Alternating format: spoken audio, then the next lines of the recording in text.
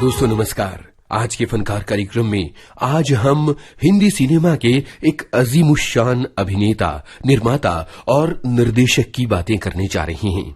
इनकी आवाज ही इनकी पहचान है।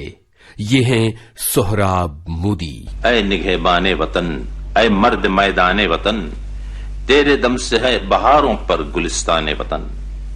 तुझ पे जानो दिल फिदा, हस्ती फिदा, मस्ती फिदा, तुझ पे हम बेकस गुलामों की ये कुल बस्ती फिदा।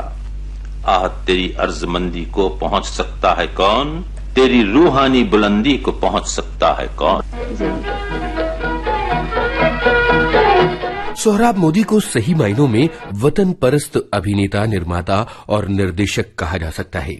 दरअसल उन्होंने जितनी भी फिल्में बनाई वो किसी न किसी सामाजिक या राष्ट्रीय मुद्दे की बात कहती थीं। वो जनता के भीतर जागृति फैलाने की बात करती थीं। सोहराब मोदी ने सिनेमा को एक बड़ा ही मजबूत माध्यम माना था समाज में बदलाव लाने का, और ये बात उन्होंने विविध भारती पर बरसों पहले एक जयमाला कार्यक्रम पेश करते हुए कही भी थी। मैं सेसिल बी डेमिल की अंग्रेजी फिल्में बहुत देखा करता था तब, और उनसे मुतासिर होकर मैं अपने देश की तवारीख पर गौर करने लगा। उस वक्त मुझे ख्याल आया कि हमारे देश को ऐसी फिल्मों की बहुत जरूरत है। अपने देश की जनता को जगाने के लिए, देश के बच्चों को देश की महानता का ज्ञान कराने के लिए यही एक जरूरी और कारगर मीडियम था, ताकि वे अपनी तवारीख से अनजान न बने रहें। दूसरी बात यह कि तवारीखी फिल्म का कैनवास जितना बड़ा है, सोशल फिल्मों का नहीं। मैं हमेशा बड़े कैनवास पर तस्वीरें खींचने का कायल रहा हूं। ये वजह भी मुझे इस ओर ज्यादा खींचती रही।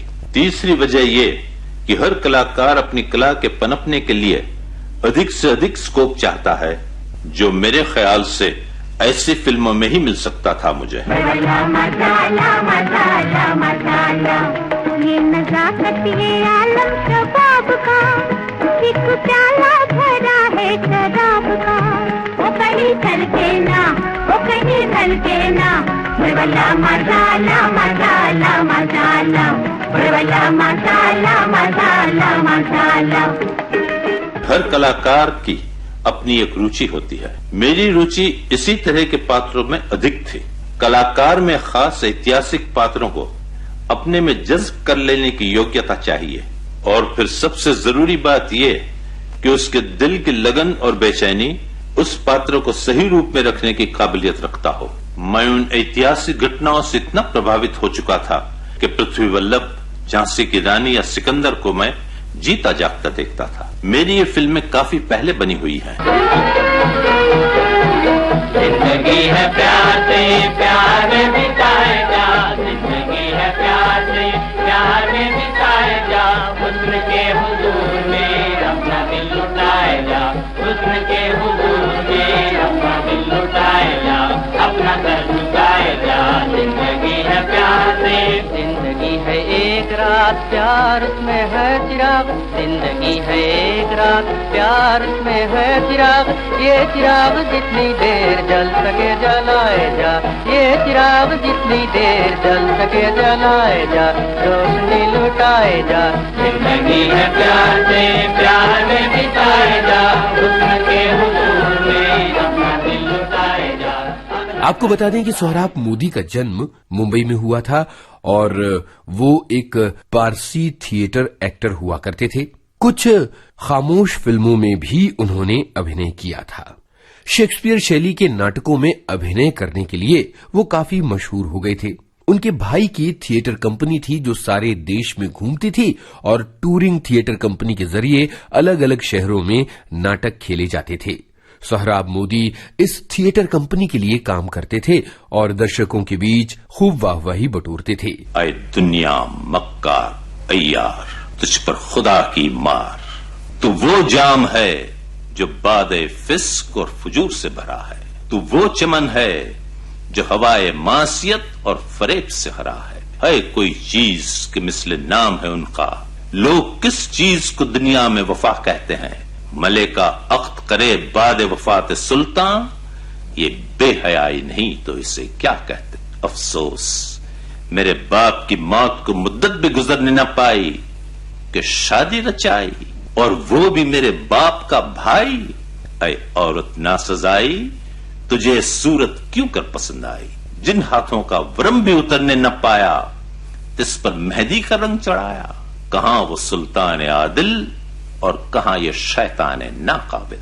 कहां नूर, कहां नार, कहां फूल, कहां खार। नूर का तौर नार ने पाया, जूर का जोर जार ने पाया। अफसोस, अगर मेरे बाप का इंतकाल न होता तो हरगिज ये बवाल न होता। सन 1935 में सोहराब मोदी ने स्टेज फिल्म कंपनी की शुरुआत की और अपनी फिल्म बनाई खून का खून।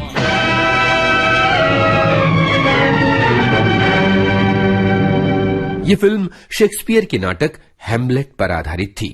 इसके बाद उनकी दूसरी फिल्म आई जिसमें अभिनेत्री नसीम बानो ने अभिनय की दुनिया में कदम रखा। ये फिल्म थी सैयद ए हवस। ये सन 1936 में आई थी और शेक्सपियर के नाटक किंग जॉन पर आधारित थी। सन 1936 में सोहराब मोदी ने अपनी नई फिल्म कंपनी लॉन्च की, मिनर्वा मूवी टोन।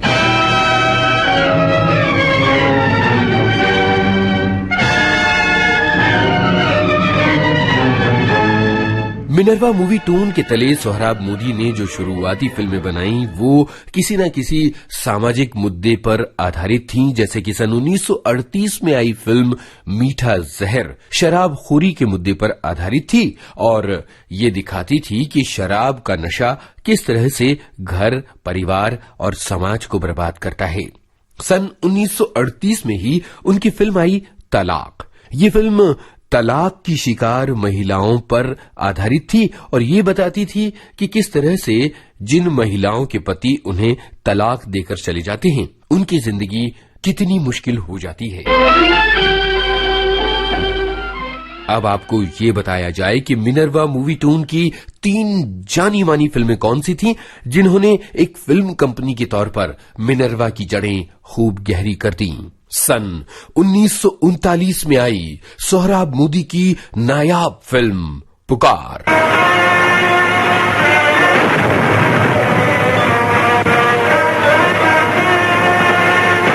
जहांगीर नहीं चाहता कि जमाने के सामने अपने कानून को तलबुन मिजाज साबित करे। इसमें माँ बदौलत के उसूलों को धक्का लगता है। इसमें जहांगीरी इंसाफ की तौहीन होती है। गुलाम की ये इल्तिजा सारे दरबार की इल्तिजा थी जो नामंजूर फरमाई गई। माँ बदौलत इस मामले में दुनिया भर की इल्तिजाओं को भी नामंजूर फरमा देने पर आमादा है, मगर ये गवारा नहीं फरमा सकते कि किसी बहाने का सहारा लेकर अपने इंसाफ को धोखा दें या अपनी ताकत, अपनी बादशाहत, अपने अख्तियारात और अपने रोबेशाही से नाजायज फायदा उठाकर कानून की बात दूसरी तरफ मोड़ ले जाएं। मुजरिम के भेस में रियाया और बादशाह की एक ही जैसी शक्लें हो जाती हैं। फिर कानून कैसे एक जैसी शक्लों में किसी को पहचान सकता है? इसलिए माँ बदौलत के इंसाफ का आलम छुपकर मलका के कदमों को बोसा नहीं दे सकता। आइंदा कता कलामी की किसी को जरूरत न हो। एक तीरों कमान मजलूमा के हवाले किया जाए। तुम मलिका थी, लेकिन मलिका होने का तुम्हारे ये मतलब नहीं था कि तुम एक जिंदगी के साथ खेल सको। अपनी तफरीह के लिए तुम जिंदगी जैसी अनमोल चीज की परवाह न करो। आज दुनिया ने ये जान लिया है कि न्याय के गड़े हुए कदम एक जमाने से टक्कर लेकर भी नहीं उखड़ सकते। इंसाफ की ठोकरें चाहे तो जमाने को ठुकरा सकती हैं। फिल्म पुकार दरअसल मुगल बादशाह जहांगीर के जीवन पर आधारित थी और एक काल्पनिक घटना इसमें जोड़ दी गई थी जो ये दर्शाती थी कि मुगल बादशाह किस तरह से इंसाफ करते थे और इंसाफ के लिए वो किसी भी हद तक जा सकते थे। चंद्रमोहन और नसीम बानो जैसे अभिनेताओं और कमाल अमरोही की बुलंद आवाज के जरिए फिल्म पुकार ने दर्शकों के दिलों पर राज किया और ये फिल्म भारतीय सिनेमा की एक जबरदस्त फिल्म मानी जाती है। सन 1941 में सिकंदर महान की कहानी पर आधारित उनकी फिल्म आई सिकंदर। अपने बादशाह से जाकर कहो कि आज तक उसने हिंदुस्तान की तलवारें देखी हैं, अब वो हिंदुस्तान के तलवारबाज देखेगा। मेरे बादशाह ने महाराज की तरफ दोस्ती का हाथ बढ़ाया है। ये दोस्ती का हाथ नहीं, एक फातेह का हाथ है। वो चाहता है कि हम एक गुलाम की तरह उसके सामने घुटने टेक कर उसके हाथ को चूमें और वो एक मालिक की तरह हमारी पीठ को थपथपाए।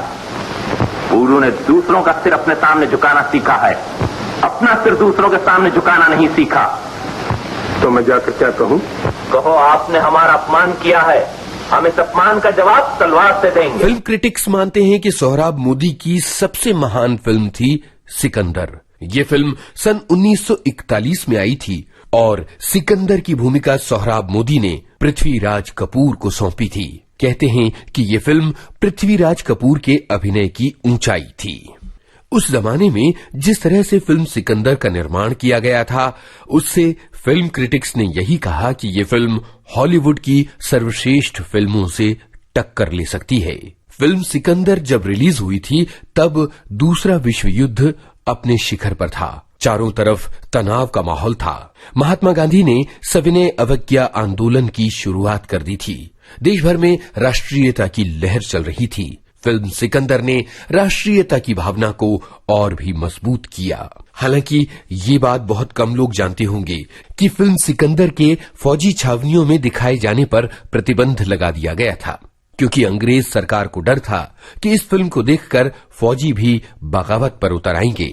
फिल्म पृथ्वी वल्लभ कन्हैयालाल माणिकलाल मुंशी के इसी नाम के उपन्यास पर आधारित थी। इस फिल्म में सोहराब मोदी और दुर्गा खोटे ने अभिनय किया था। आपको ये जानकर हैरत होगी कि सोहराब मोदी ने फिल्म जेलर का निर्माण पहले तो सन 1938 में किया था और उसके बाद इसी फिल्म को उन्होंने सन 1958 में दोबारा बनाया। इस फिल्म के गाने बेहद लोकप्रिय हुए।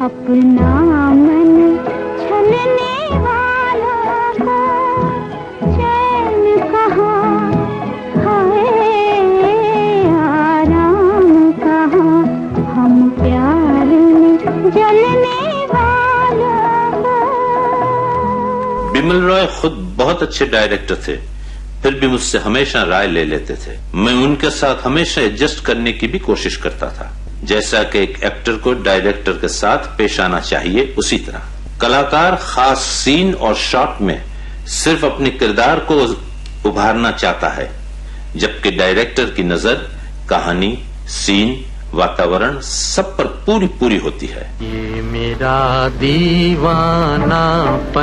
है या मोहब्बत का सुरूर, ये मेरा दीवानापन है या मोहब्बत का सुरूर, तू न पहचाने तो है ये तेरी नजरों का कसूर, ये मेरा दीवानापन है। सन 1957 में सोहराब मोदी की फिल्म आई नौशेर वानी आदिल। हंस रहे हैं फूल जो गा रहा है गुलसितां, गा रहा है गुलजहां, गा रहा है आसमां, तू ही तू की है सदा, तू ही तू की है सदा, लाख में हजार में भूल जाए सारे गम, डूब जाए प्यार में, बज रही है धुन यही रात के सितार में, भूल जाए सारे गम।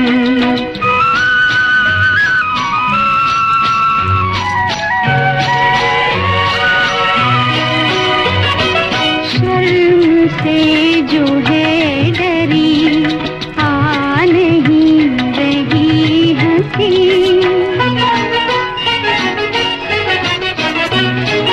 बेखुदी में बेखुदी कर रही है गुदगुदी, हम नहीं करार में, हम नहीं करार में, दिल है करार में, भूल जाए सारे गम, डूब जाए प्यार में, बज रही है धुन यही रात के सितार में, भूल जाए सारे गम।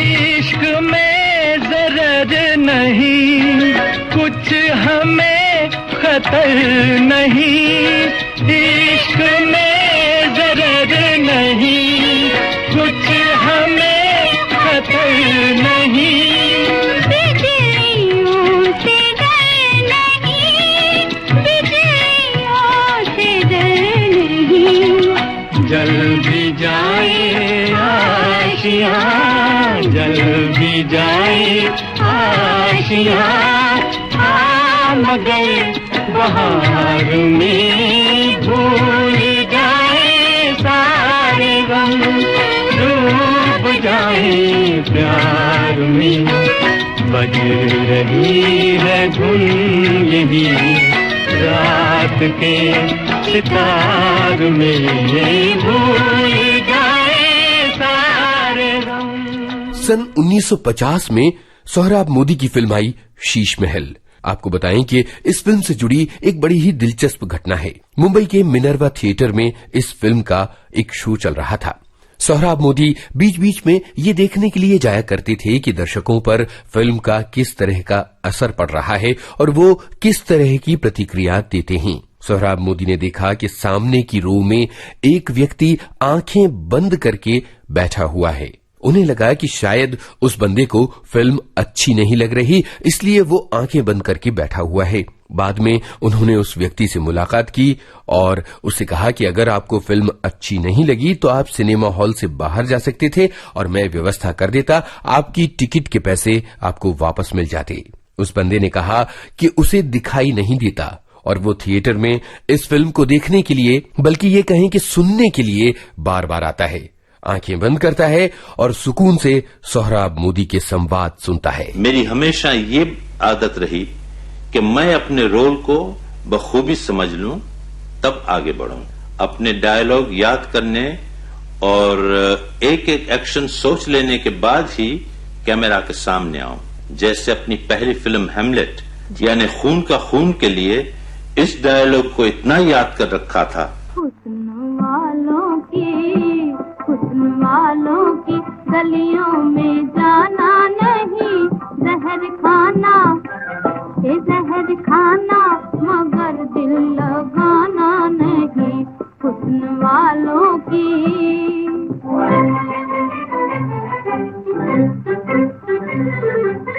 सन 1953 में सोहराब मोदी की पहली टेक्निकलर फिल्म आई झांसी की रानी। इस फिल्म के लिए सोहराब मोदी ने हॉलीवुड के टेक्नीशियंस को बुलाया था। मेहताब ने इस फिल्म में रानी झांसी की भूमिका निभाई थी। सन 1954 में सोहराब मोदी ने अपने करियर की सबसे महत्वाकांक्षी फिल्म बनाई। ये फिल्म थी मिर्जा गालिब। मेरी फिल्म मिर्जा गालिब में शायर के जमाने का खास माहौल मुझे दिखाना था। बहुत पढ़ने समझने के बाद अपनी कल्पनाओं से जो सीन मैंने फिल्माए उसकी लोगों ने जी भरकर तारीफ की। कितनी ही फिल्मों में पुराने जमाने को देखकर कभी कभी हम नकली को भी असली मान लेते हैं। यही निर्देशक की खूबी है। मिर्जा गालिब फिल्म के कई वाकयात जहन में उभरने लगे हैं, लेकिन खुद मिर्जा गालिब की शख्सियत उन सब पर भारी है, और ये गजल तो खासकर।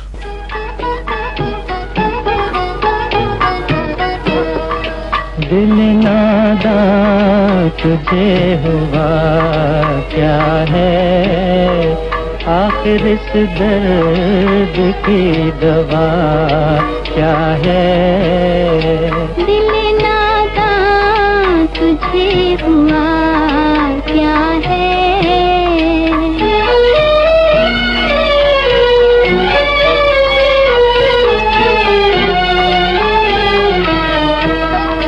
तुम्हें मुश्ताक और वो बेजार, हमसे मुश्ताक और वो बेजार, या इलाही ये माजरा क्या है। दिल नादां तुझे हुआ क्या है।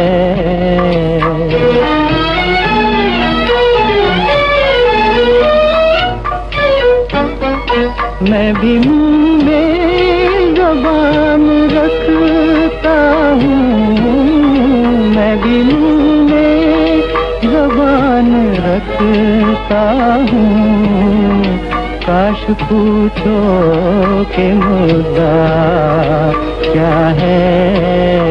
दिल नादां तुझे हुआ क्या है।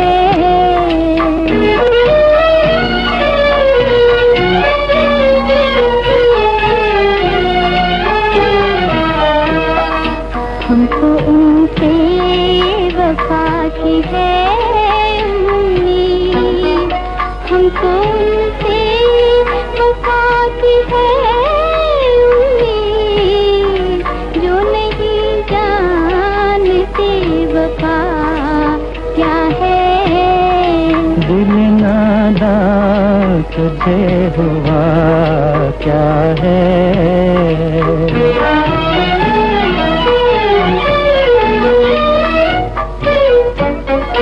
जान तुम पर निसार करता हूँ, जान तुम पर निसार करता हूँ।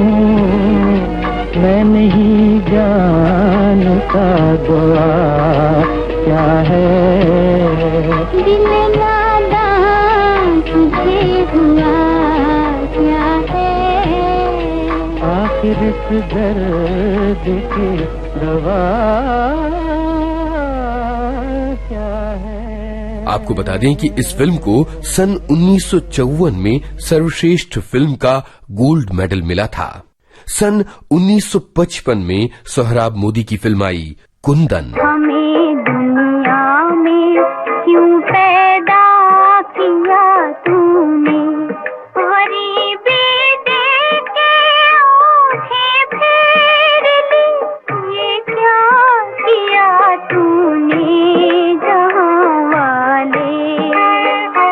सन 1960 में उन्हें 10वें बर्लिन इंटरनेशनल फिल्म फेस्टिवल में जूरी के मेंबर के तौर पर बुलाया गया था।